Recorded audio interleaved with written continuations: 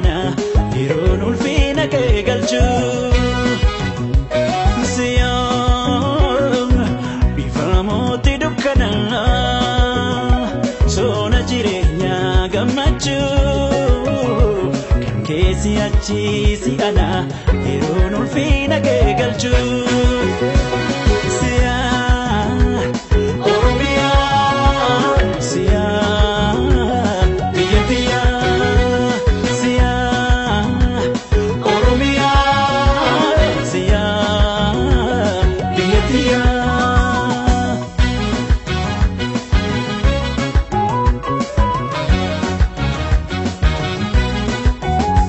Amate singare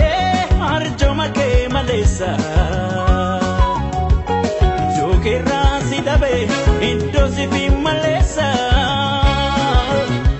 Arjan kakameti dukdada kobesa Dachibadada kufa kodo ilmani yesa Barabara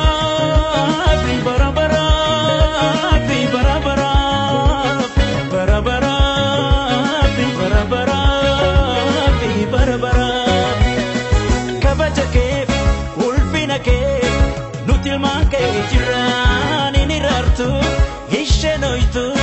fichilman ke hijra biyata debiru Oromia biya bishekarpa Oromia biyele mokiltu Oromia biya ali birra Oromia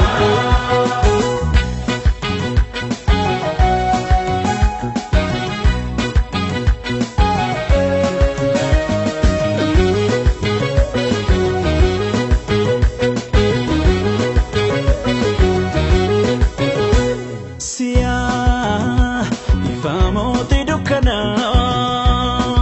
soona jireenya gammachuu kan keessi achiisi ana yeroon ulfina kee galchu Siyoon bifamooti dukkana soona jireenya gammachuu kan keessi achiisi ana yeroon ulfina kee galchu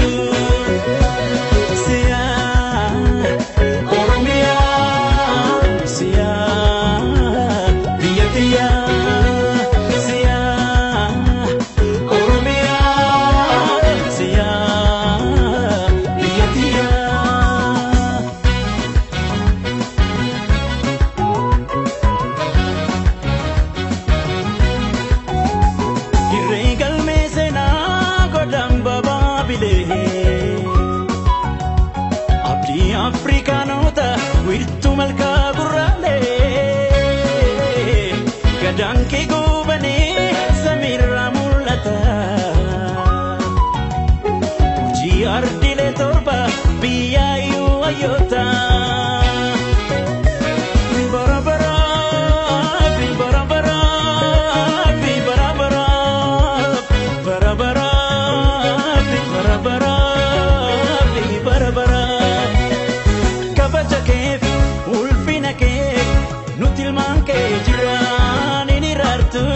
Ishenoitu Sichilman ke jira Ye jalle nadi Oromia